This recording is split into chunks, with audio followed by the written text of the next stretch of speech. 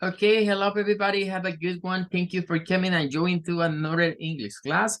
We are in a new week and we are full of energy for this week.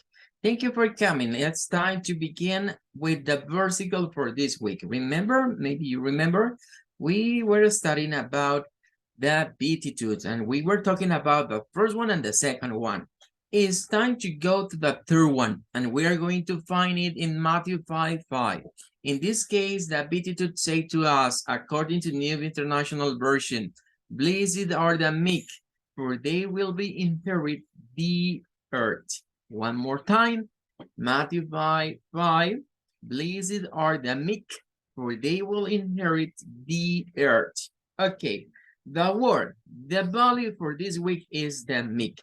And remember, we are going to take a look for this, thinking about each beatitude. We have 8, and each beatitude is a kind of paradox. Ok, bienvenidos, gracias a todos por conectarse. Estamos dando inicio a la clase de inglés para esta semana, esperando hayan pasado un feliz fin de semana, ¿verdad? Acompañado de sus familias y que se encuentren pues con bien. Vamos a la tercera bienaventuranza con la idea de que cada bienaventuranza que Jesús dejó plasmada en la Biblia se refiere a lo que es una paradoja, ¿verdad? Y es un hecho contradictorio. Quizás en esta va a ser un poco difícil ver la contradicción, pero vamos a tratar de irla explicando y la vamos a estar estudiando durante toda esta semana.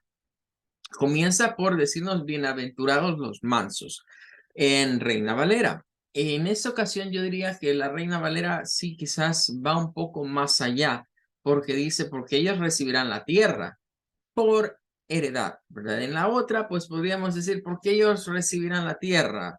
Si la vemos la New International Version así como muy escuetamente. Sin embargo, vamos a ir a Bible Hub y vamos a revisar otras traducciones para ver cómo varía esa segunda parte, porque es interesante darnos cuenta de las variaciones que pueden haber, sobre todo con ese término de heredad. Bueno, esta es una palabra, is a word, que ya la hemos visto quizás en anterioridad. De hecho, si se recuerdan, maybe you remember about the fruit of the Spirit. Do you remember there are 9 fruit of the Spirit, like love, joy, peace, patience, kindness, gentleness, and self-control. Recordamos ese versículo, ¿verdad? Que estuvimos leyendo durante varias semanas de la serie de los frutos del Espíritu. Y ahí aparecía meekness, aparecía el nombre, digamos, de la mansedumbre. En este caso lo vamos a ver como the meek, como los mansos, o to be meek, ser manso. Bueno, meek es precisamente, ¿verdad?, la traducción de la palabra manso del español al inglés. Pueden ver que tiene double E y es el sonido I, ¿verdad? Es un sonido largo para esta palabra, meek. De hecho, es un adjetivo, como nos lo dice dictionary.com, it's an adjective. Podemos convertirlo en comparative and superlative, like meeker and meekas. Tendríamos esas situaciones. Ahora, vamos a ir a la definición. Tenemos 3. La primera dice, handle patient or quiet in nature as under provocation for others. Ok, interesante. La primera parte diríamos, bueno, ser meek, ¿verdad?, es similar a cuando alguien es de una paciencia y es paciente y es humilde. O sea, combina dos cosas, porque humble viene humbly, viene de humble, que es alguien humilde. Humble patient, o sea, una paciencia con humildad. Pero la otra parte dice quiet in nature, es decir, algo que por naturaleza es tranquilo, o es quieto, podríamos decir de otra manera.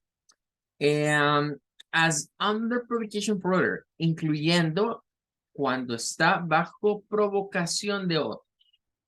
Aunque otros lo estén molestando, esa persona permanece quiet, permanece patient, permanece humble.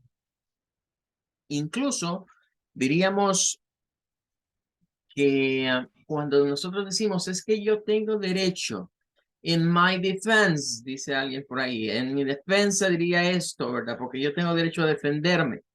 Incluso a eso, alguien meek se renuncia a esos derechos. Ya vamos a explicar un poco más. El number 2 nos dice overly submiss or quintillant or tame.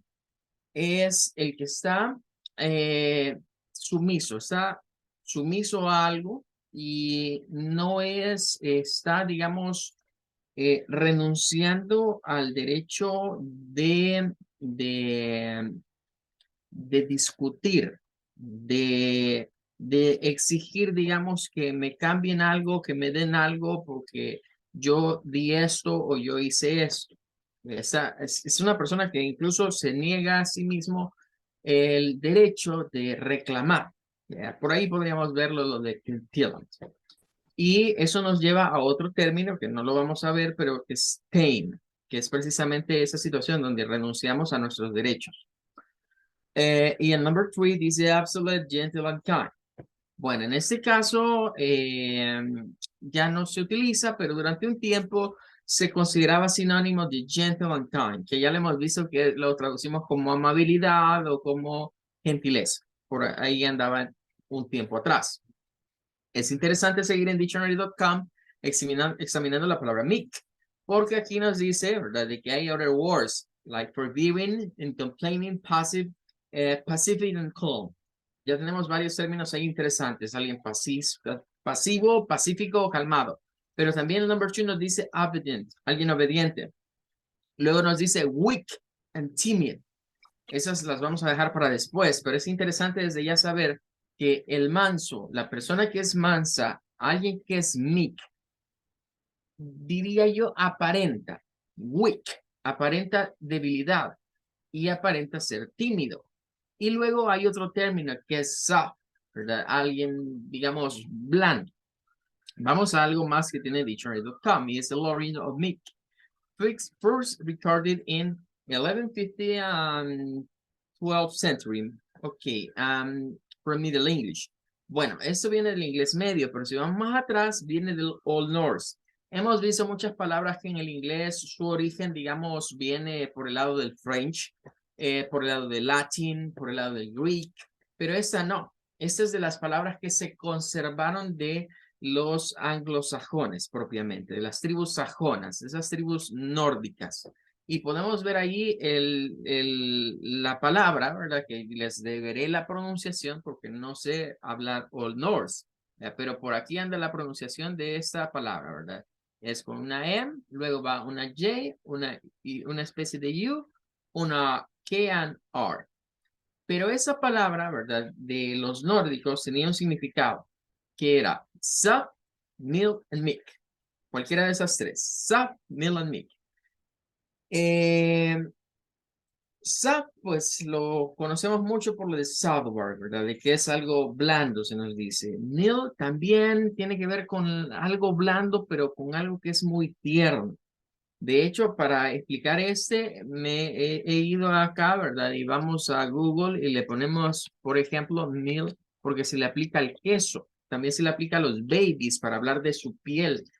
Apunta casi como a algo muy, de una textura muy, muy suave, ¿verdad? Muy suave. Entonces, si nos vamos acá, por ejemplo, a lo que vendrían siendo las pictures, si usted va a los supermercados, ¿verdad? Y ve algunos de esos quesos, sobre todo el cheddar, va a encontrar que le ponen a los empaques eso de mild cheddar o mild cheese, que es para decirnos que es un queso muy suave, que ponían en la boca y se deshace en la boca. O lo pone en un toaster o en algo que lo calienta, en el microwave, y eso se deshace muy rápido. Es muy soft, muy blando. Entonces, por ahí iríamos con esas ideas. Ahora, regresando, ¿verdad? A lo que es el versicle, y hoy nos vamos a tomar unos minutitos más para dejar clara la idea de la paradox que se tiene, porque quizás no la vemos tan clara, pero ahí hay una paradoja y es en el siguiente sentido. Dice, blessed are the meek, recordemos, dichosos, benditos los mansos. Bien, pero ¿qué es manso?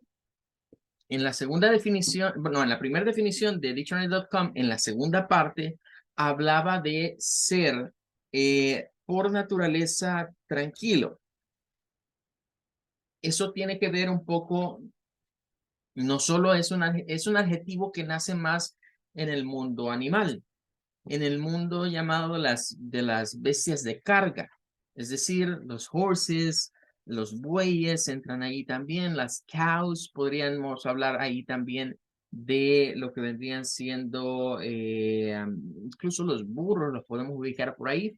Son animales que por su tamaño y su cuerpo, pues tienen más fuerza que un ser humano, ¿verdad? Pero Dios los diseñó con una característica y fue la característica de que a pesar de que esos animales tienen ese son stronger, son más fuertes que un human, se dejan domesticar.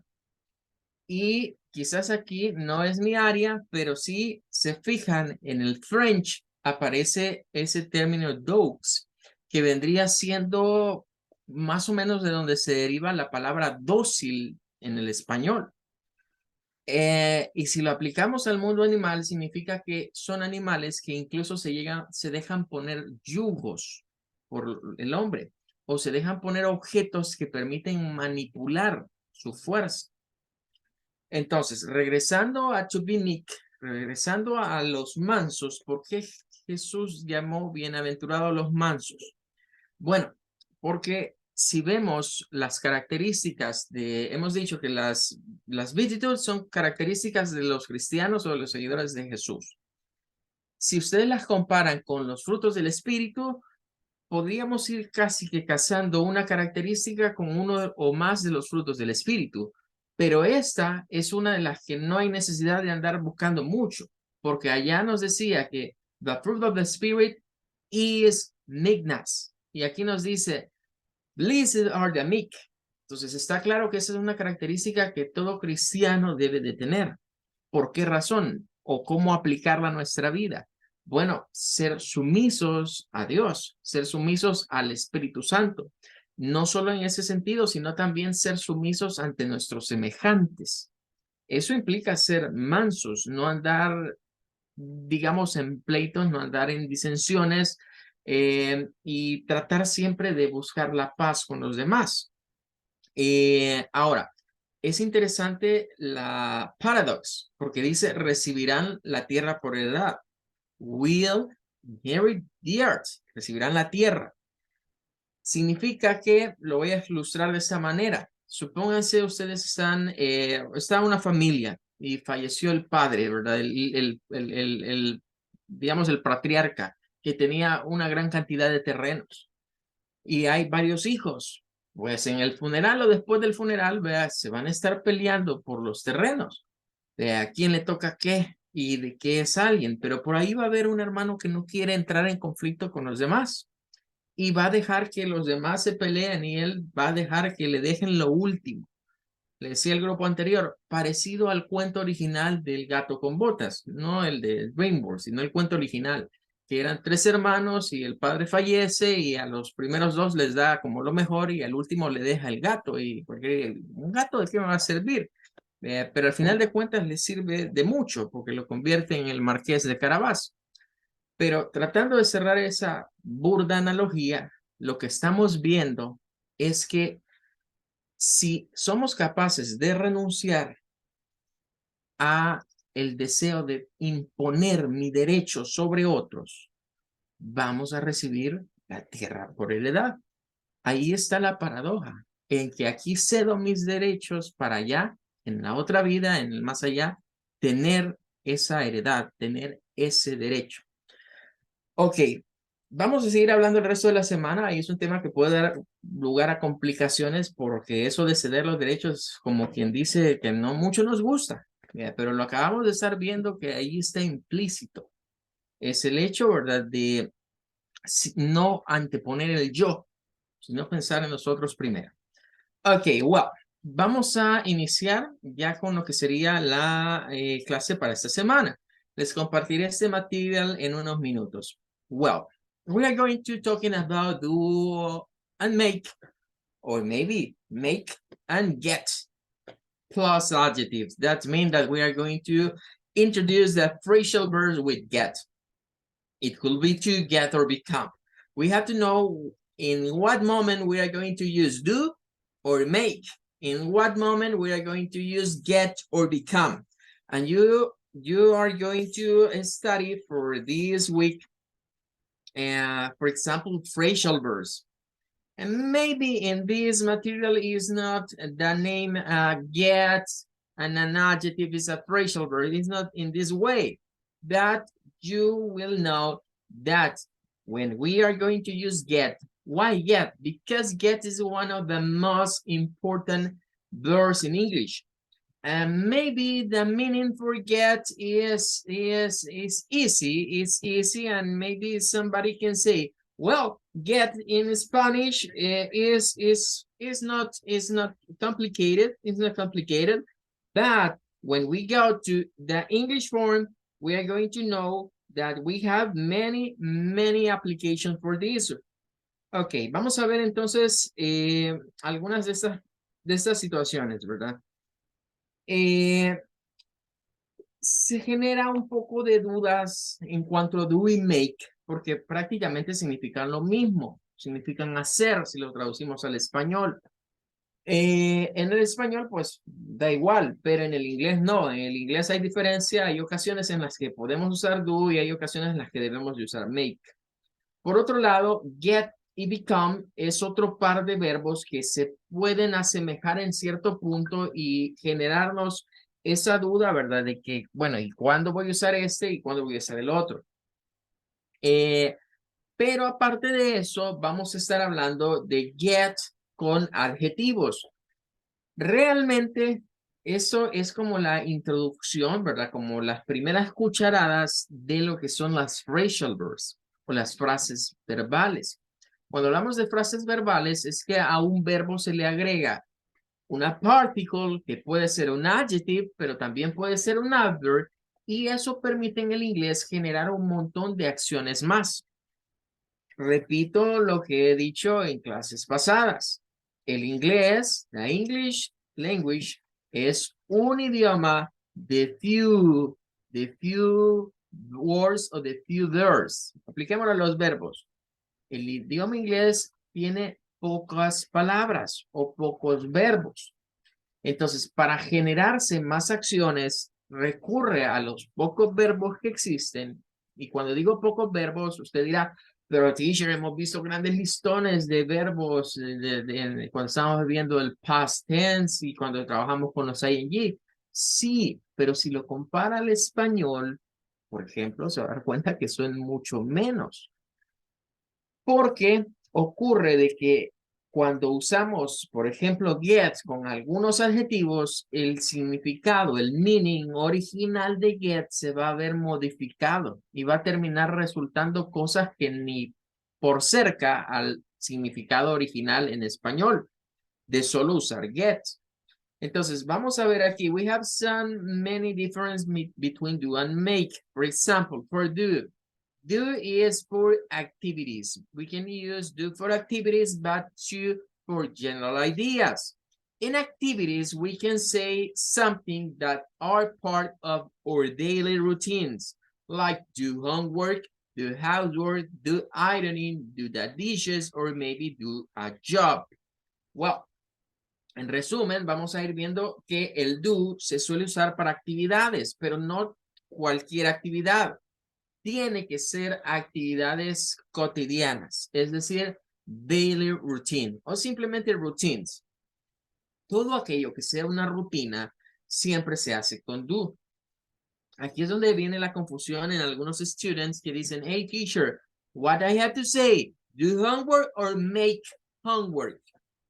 ¿Cuál debo de usar? Bueno, es do. ¿Por qué? Porque la homework es parte de una daily routine, es decir, en algunos lugares la dejan every day, en otros días es for every week, es decir, es semana a semana o día con día, o class by class, clase por clase. Housework. Bueno, o homemade, que podemos decir do homemade, do housework. Eso es todo lo que tiene que ver con el ornato de la casa, con limpiar, barrer, trapear, planchar y otras cosas más. Todo eso se va en housework. Entonces es una routine. Ironing, directamente la planchada, es también una routine. Do the dishes, el lavado de los platos, también es una routine. Incluso do a job, pero en eso no es el job de un empleo, sino que cuando trabajo y hago algo, hago una tarea, un trabajo en específico, each day is do a job. Bien, for general ideas, we are going to use do to. And for example, is common to use with the words something, nothing, anything, or everything. We can use do for some activities ending in ing form. Okay. Example, we have, I'm not doing anything today. Okay, what is this? Is a general idea about what I am doing. ing. He does everything for his mother. Okay, is maybe a general idea, and we have everything, everything. She's doing nothing at the moment.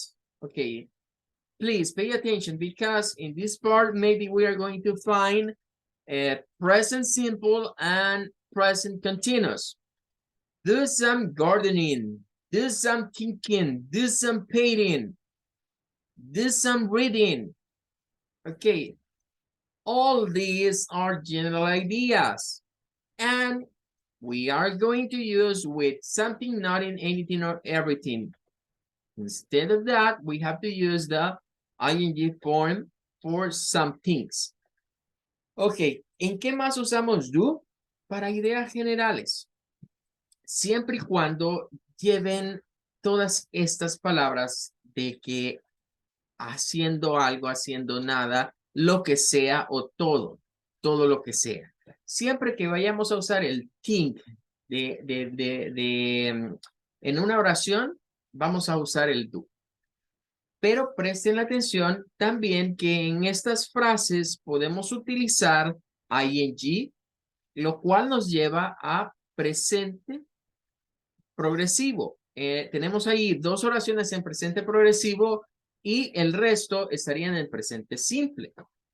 Las últimas tienen que ver no con ing para verbo propiamente, ni para presente progresivo, sino que tienen que ver con estas que llevan ing, pero son para referirse a actividades que normalmente en español usamos la terminación iría. Por ejemplo, do some gardening, viene de garden, viene de un jardín, y eso sería jardinería, hacer algo de jardinería, gardening. Lo de thinking tiene que ver con el pensamiento, ponerme a pensar o estar pensando. Do some painting, tiene que ver con pintar, hacer algo de pintura o estar pintando, podríamos decir también. Siempre que vayamos a hablar en esos términos donde querramos usar alguna versión del ing o todas las expresiones que están arriba, debemos de usar el do y no el make. Luego tenemos another expression. Hay expresiones que ya van con do. O sea, este listado que está aquí, siempre, you always have to use this expression with do. Do one best, or maybe do your best. Ok, esta de hecho es una frase, ¿verdad? Si estábamos viendo idioms la semana pasada, pues esta vendría siendo una frase. No es un idioma propiamente, pero es una frase muy común. Do one best, da lo mejor de mí. Do your best, hey, da lo mejor de ti. Y ojo, lo decimos como da. Es do, pero en español la expresión sería dar lo mejor de sí. Bueno. Luego tenemos do good, haz el bien, do harm, do a favor, do business, do your daddy, do your hair, do a deed, do penance or do time, do right, do wrong, or maybe do enough. Ok, con todas estas hay que recordar que es do. Do. Hay algunas excepciones posiblemente que se use make. En algunas de estas posiblemente usted encuentre que alguien dice make, pero lo más correcto es usar do. Porque sí pueden encontrar a alguien que diga make a business, pero es más conveniente decir do business, hacer negocios. Ok, let's continue. Vamos ahora a make. is for, maybe we are going to thinking about make to express something that we are building, like building or creating this. Is a kind of handmade. Make is when we handmade something. Is like, I like to thinking about the black cube in this case. Hay una cuestión que se llama el cubo o la caja negra. Ahí aplica make. ¿Qué es un cubo o una caja negra? Es un diagrama donde normalmente se dice, mire, aquí va, de este lado van las in y de este lado está el output. Pero no sabemos qué hizo que los ingredientes o la materia prima se convirtieran en un producto terminado. Eso implica make, tener como materia prima y tener un finished product, un producto final. Make, a diferencia de do, por lo general va con las cosas que hacemos con nuestras manos. Todo lo que son handcraft, todo lo que es hecho a mano, siempre se relaciona a make. Por ejemplo, make food, hacer comida. No es do food, es make food, porque es un handmade. La comida no es que aparece por arte de magia, lleva un proceso. Entonces, ese proceso se ilustra con la caja negra. No interesa en ese momento cómo es el proceso. Lo que interesa saber es que, por ejemplo, alguien dice, I'm going to make an omelette. Voy a hacer un omelette. No dice, I'm going to do. No, es make an omelette. Voy a hacer un omelette, pero ¿qué implica eso? We need eggs. Necesitamos los huevos. We need oil. Necesitamos aceite. We need jam, maybe, or another things. For example, we can use vegetables, or maybe you can use mushrooms, or maybe you can use bacon. I don't know. Lo que usted quiera meterle a lo que sería el omelette. Pero, ¿qué es el producto final? El omelette. Okay, what more we have here? Make a cup of tea or maybe make a cup of coffee. Pareciera algo sencillo, pero sí, lleva un proceso. O sea, si lo hacemos tradicionalmente, tenemos que, we are going to heat the water and then we add maybe the coffee or the tea and then maybe we add sugar and then we make this with in the cup and we have the coffee ready or maybe the tea ready. But it's a process. If you use another thing, well, there is another process. Make a mess. Okay, maybe we can think that this is like to do something wrong. When I do something wrong, I make a mess. Bueno, ese es cometer, digamos, un error, ¿verdad? Me equivoqué, pero ¿qué implica equivocarse? Que estaba haciendo un proceso y me equivoqué en el proceso. Ok, we have some expression to make. Así como las anteriores estaban relacionados a do, el listado de lo que vamos a ver ahorita está relacionado a make. Y es un problema decirlas con do, porque no le van a entender, porque no es lo común. Tenemos, por ejemplo, make plans, hacer planes. Esos pueden ser incluso en nuestra cabeza, no necesariamente que los vayamos a escribir. Make an exception, hacer una excepción. ¿Por qué va aquí? Porque tiene que ver con saltarse un proceso, saltarse un paso. Make arrangement, hacer arreglos. Posiblemente si fuera un contrato, por ejemplo, entonces we can make arrangement, podemos hacer algunos arreglos, ajustes. Make a telephone call or maybe make a WhatsApp call. Bueno, hacer una llamada implica un proceso, por eso se usa make. Make a decision, tomar una decisión también es un proceso. Por eso, si no lo hemos entendido, quizás mejor lo voy a ilustrar nuevamente, ¿verdad? Para que quede clear. ¿Cuál sería la diferencia o por qué debemos de usar make y no do? Bueno, estamos en eso. Esta es the black cube. We have here, for example, in this part, and in this part. This is the input.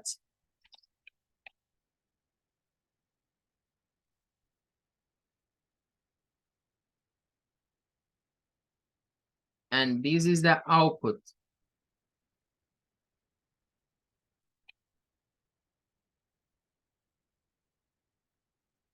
This is the output.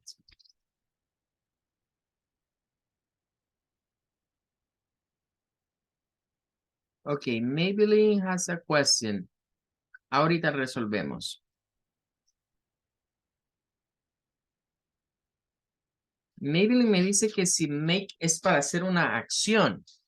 El problema es que si lo vemos para hacer una acción, lo veríamos, sí podríamos decir que es como una acción. Algo específico, como una tarea específica. En cambio, lo que vendría siendo make implica que hay que hacer más pasos para completar una actividad. Pero, o más bien un proceso, es más bien un proceso. Entonces, este diagramita nos ilustra mejor la diferencia, o mejor dicho, el uso que tiene make. Make implica que las cosas, por ejemplo, hacer planes no es algo que lo voy a hacer en un momento. O sea, que lo puedo hacer en 1 o 2 pasos. 1 or 2 steps. No se puede. Lleva un poquito de más pasos. Entonces, los make plans son un input, pero el resultado, los planes, son el output. Yo aquí introduzco todo lo que estoy queriendo hacer, pero llegada la fecha, se va a dar ese evento, se va a dar ese plan que yo hice. Ese es el output. Make an exception, hacer una excepción. La excepción que es algo que ya está, es un proceso que ya está.